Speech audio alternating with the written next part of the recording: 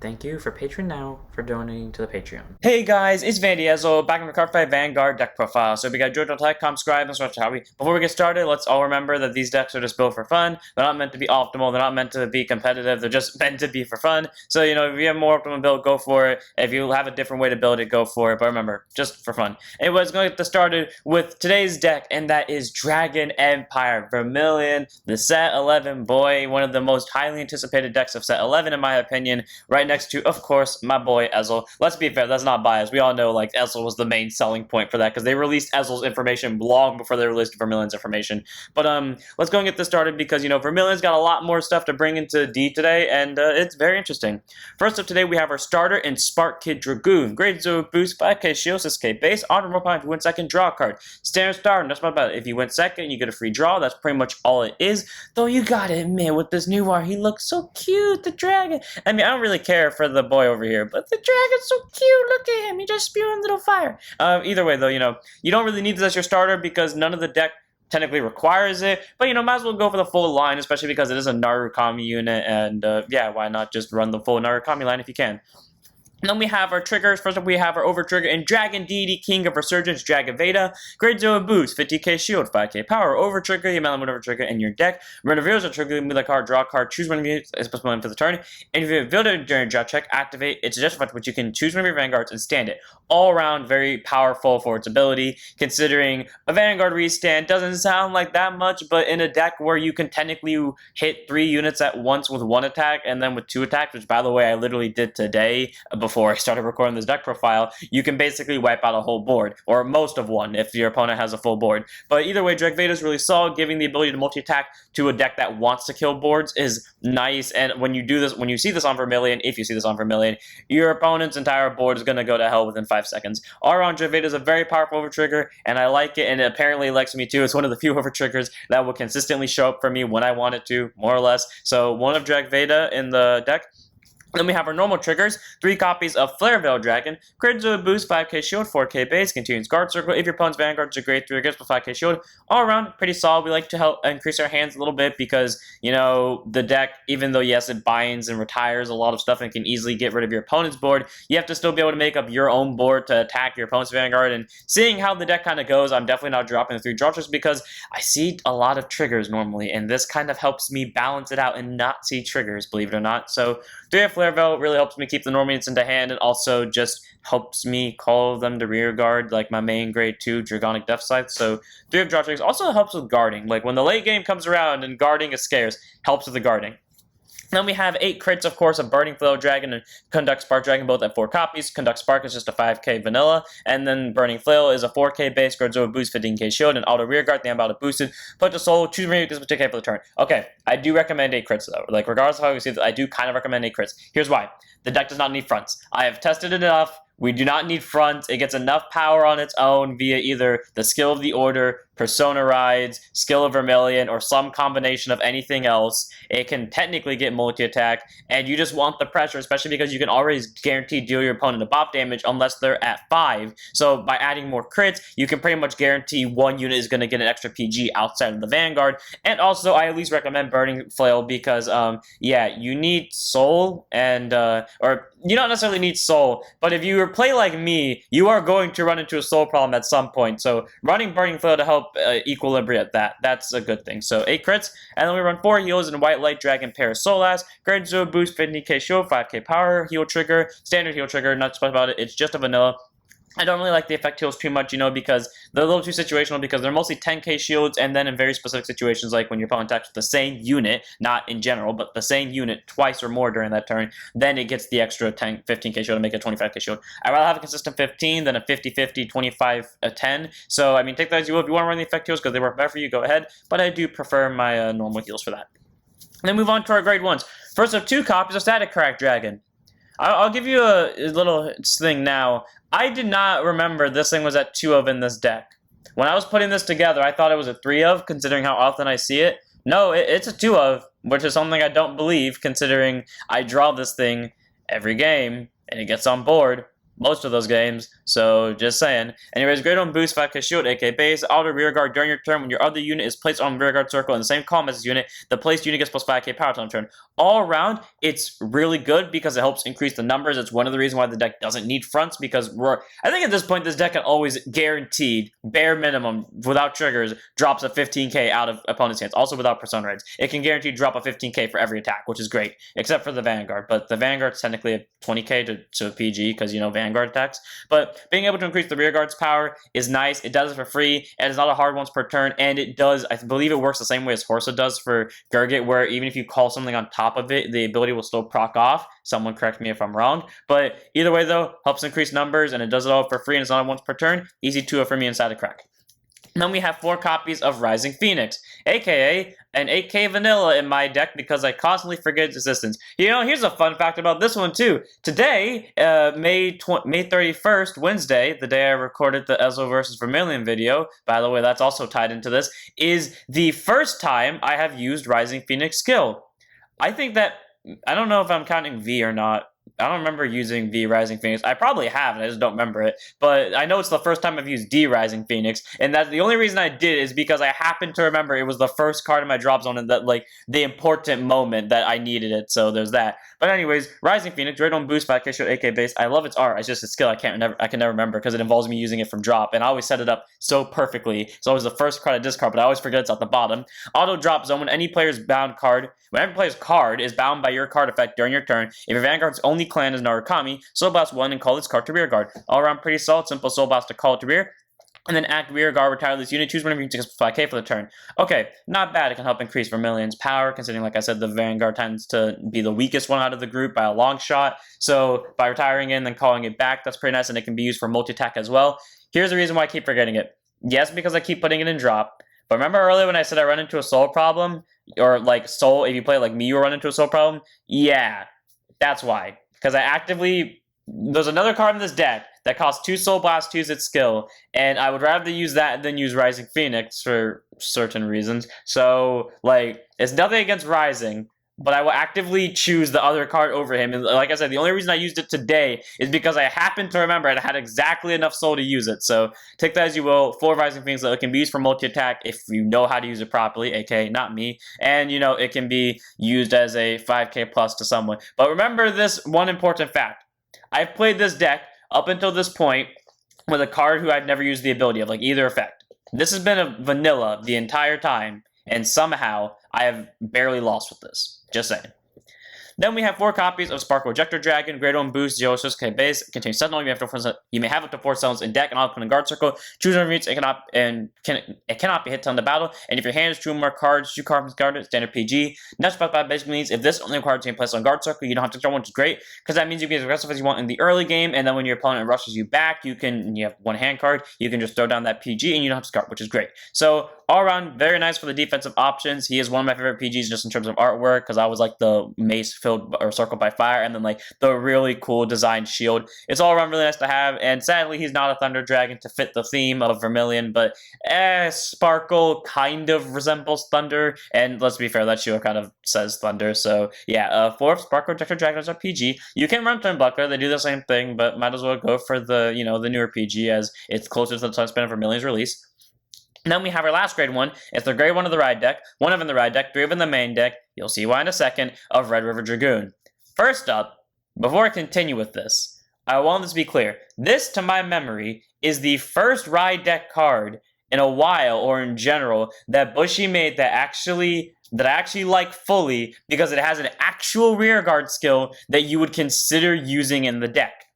Red River Dragoon has an auto and upon skill by a unit with only Narukami for its clan, so it doesn't matter what the grade 2 is. Technically, it doesn't even have to be a grade 2. It can be a grade 1, as actually, based off this, it says grade 2. But, like, as long as it has Narukami's clan, you can use it. Search your deck for up to 1 Eternal Thunderbolt, reveal it, put it to your hand, and shuffle your deck.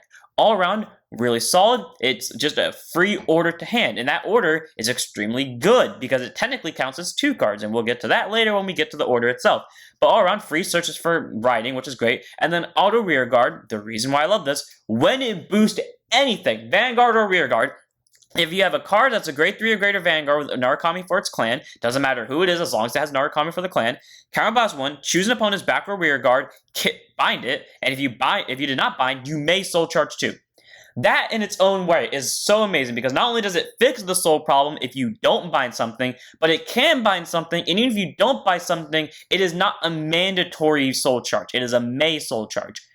This, in my opinion, is one of the best cards that Bushi has produced for ride lines, because again, it gets a free search, it's an on-boost skill for anything, and it doesn't require a specific Vanguard. It happens to require a Narukami Vanguard that's a grade 3 or greater. It can bind a back row unit, and if it doesn't bind a back row unit, you don't have to soul charge if you don't want to, but if you do, it literally makes another card free. 4 Red River Dragoon, 3 of in the main deck, 1 of in the ride deck. It's a solid card. I can think of no arguments not to run this outside of it tends to lead to a CV problem, but it only leads to that if it gets early or if it gets late enough into the game. So take that as you will. Then we move on to our grade 2s. First, we run 3 copies of Burn Bright Pure Prayers, aka the card I run in pretty much all my Dragon Empire decks that like there's spare space for. That's really what it is. For like all of my, for every nation, I have at least 1 or 2 cards that's like, if the deck happens to have space, I'll just run it because I don't feel like going to grab another card because it's easier and it's simple and it's generic. So grade 2 Blitz order, if your damage zone is 3 more cards, choose one of these, it gives us 15k power for the end of battle. All around, it's solid. Like most of the time I use it as discard fodder, but the few occasions I actually use it for its skill, it's a nice 15k shield that has actually kept me alive. So 3 of Burn Bright Pure Prayers. I kind of have like no reason to get rid of it because like I said, it's either discard fodder or it's a free 15, which has kept me alive a few times. So take that as you will. Then we run 4 copies of the reason why I have a soul problem, and the main reason why I never use Rising Phoenix. 4 copies of Dragonic Deathscythe. First up, this art is amazing. I love the scythe, like the jaggedness of it. I like just the wings design, and it, like the way his wings are designed, they make it look futuristic. Anyways, grade 2 NSF 5k shield, 10k base, continues rear guard during your turn. If your opponent has no front or rear guards, it gets plus 5k power, which is great, making him a 15k base. And if you combine it with Vermillion's ability, possibly 20k. And if you combine it with Eternal Thunderbolt skill, 25k. All around pretty solid. And again, this Wealth Persona, you see what I mean? Like it consistently can force out 15k drops, and that's without a booster or triggers. Just saying. And then auto rear guard, when this unit attacks into a Vanguard, if you have a grade 3 or greater Vanguard Narukami for its only clan, again, doesn't matter who it is as long as it's a grade 3 or greater Narukami, Soul Blast 2, choose an opponent's rear guard, bind it, and then if you do not bind, you draw a card.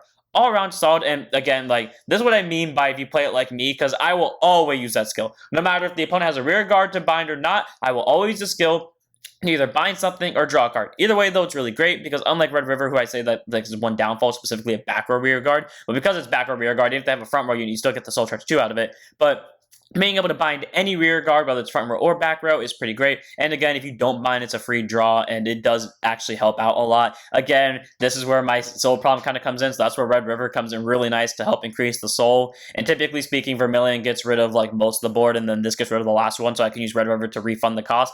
All around, it's pretty solid. I love Dragonic Deathscythe a lot. He's great. He gets rid of rear guards, or he gets me draws, and his free 5k is just really nice to have. So 4 for me, easy. And then we have 3 of in the main deck, 1 of in the ride deck of Thunderstorm Dragoon, aka the card whose skill I will probably never remember and I will always forget, but he is extremely appreciated for it. Also, his art is just amazing. Grade 2 NSF 5k shield, 10k base. Also, so is Red River. I know I didn't say it, but I also love Red River's art as well. Auto when rode upon by a grade 3 unit with Narukami for its only clan. Again, any Narukami works as long as it's a grade 3. Look at top 7 cards of your deck, choose to 1 Eternal Thunderbolt or a card of Narukami only for its clan. Reveal it, put it to your hand, shuffle your deck. I love how it says only Narukami card, not unit. So if they ever make an order that's specifically Narukami, I think Eternal Thunderbolt is specifically Narukami, but if it's not, if they ever make one that's Narukami, you can add that. But all around, pretty solid. Either gets the order or gets literally any Narukami card. That's going to be broken in premium, but whatever. Considering it costs a search of PG, but whatever. And then auto, the ability that I love, when it's placed on rearguard circle, if your Vanguard's only clan is Narukami, doesn't matter the grade, even if it's a grade 0, if you somehow got this onto the board, if your Vanguard is a Narukami, Soul Charge 1 for free, and it gets with 5k power for the turn. Only downside is that it's a mandatory Soul Charge. But on the plus side, it making this card half, or it's like taking off half its cost, and it's a 15k base for that turn. All around, Thunderstorm Dragoon is a very solid grade 2. He has gotten me out of a lot of pinches, and his extra soul charge has actually been the reason why I'm able to use Deathscythe so much, and also the reason why I was able to use Rising Phoenix that one time when I actually remembered it. All around, Thunderstorm is a solid grade 2. There's not been a single game so far where I have not used his skill, and his skill has always come in handy. I know that for sure, and I can always appreciate him for it, even if I don't end up remembering it in the moment.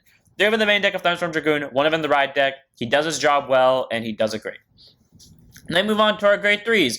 And I guess this card is in our economy. I'm actually surprised by that. 4 copies of our order. We don't even get to the units yet. 4 copies of the order of the deck that pretty much does the deck's heavy lifting. And that is a Tunnel Thunderbolt. First up, amazing. When I first looked at this, I thought this was just like a reskin of the order for the grade 3 order from Avant-Garde, the Dreadwinds, I think it's called, where this was just Vermillion destroying them. And it still might be, but it looks so much better. Anyways, grade 3 normal order. This card can only be played from your this card can be played from your drop zone, not only played from your drop zone. And play this card if you only have a Narukami Clamp with Vermillion's first card name. Okay, the only time this entire deck has name restricted something to being specifically a Vermillion, but also it can be played from hand or drop zone. That's what I meant when we were on Red River over here, that we get a card that can act as 2 things, because you can play it once from hand after you search it, and then you can play it again the next turn from drop zone. So technically speaking, you have 8 uses of this in your deck if you end up playing all 4 from hand and then your opponent somehow drags the game on long enough for you to play all 4 from drop. Someone tell me if you do that, by the way, where you manage to play a total of 8 times a game, because I want to see it happen. I played it a total of 4 times at max, which is very hard to do, but either way, interesting. And then its ability that it gives. Choose one of your vanguards, and it gets continuous vanguard. When your opponent's rearguard that was hit by this unit would be retired from rearguard circle, bind it instead of retiring. Great, so on retire effects, don't proc off. And then continuous vanguard circle. If your opponent has no rear guards, all of your former rear guards get plus 5k power until end of turn, and if this card's played from drop zone, bind this card. Okay, first up, since it binds by abilities, it can proc off Rising Phoenix, just saying. That's something my friend taught me, which is interesting, and which makes sense considering he's a Vermillion main, or like one of his favorite decks is Vermillion. But also, being able to give 5k to your board or front row with your opponent having no rear guards, okay, I feel like that's not really worth it, because like it does require a little bit of extra effort. It should have been front row, but hey, it's still good. Easy free 5k, and it can force bind to your opponent's rear guards and make the life a little bit harder, because then they can't recycle them. So all around, the Tunnel Thunderbolt is solid. It prevents recyclable rear guards. It prevents on-retire effects from proccing off because they get bound instead of retiring.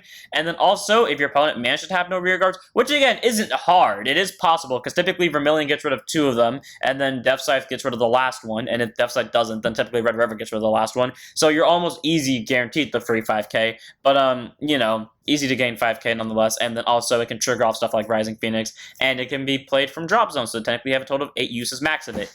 Easy 4 of card. It's an amazing order, but you knew what they were doing with this one. I can't say anything else about it, so take that as you will. And then we have our last card in the deck. 3 of in the main deck, 1 of in the ride deck of Dragonic Kaiser Vermillion. Grade 3, 200 Persona Ride, 13k base. Act Vanguard Circle once per turn. Counterblast 1. Choose 2 of your opponents. Sorry, choose 2 of your rear guards. Any units. Okay. Choose 2 of your units with Narukami for their clan. They get plus 5k power to end of turn, and then until end of turn, when this unit would attack, choose 2 of your opponent's rear guards, and this unit battles your opponent's vanguard and all the chosen rear guards in the same battle. All around, that is a pretty solid skill, because he can give the 5k to any 2 Narukami, so it can be himself and a rear guard, or just 2 rear guards, and then that ability to kill 2 things stays for the turn, meaning when you swing with him, if you see the over, and you stand him, you can just kill 2 more rear guards with his next attack again, which all around is pretty solid for his skill, and it's just great to have, and it's done for a simple CB. And then Auto Vanguard, once per turn, at the end of the battle, this unit attacked if you played a normal order this turn, regardless if it was from the hand or drop zone. Just saying. You can, and your opponent's damage zone is at 4 or less. You can discard 1 and choose an opponent's Vanguard and deal damage. All around, this card does amazing for pressure, because if they're at 3 damage and they take him for whatever reason, they go to 4, and because they're at 4 or less, drop a hand card, deal a damage, put them to 5, which is amazing, and then you have your rear guard to attack. Or because you have 8 crits, you can put them to 3, use the skill after seeing a crit in your dredge check, giving to rear guard, drop a hand card, put them to 4, and then swing with that rear guard that has double crit.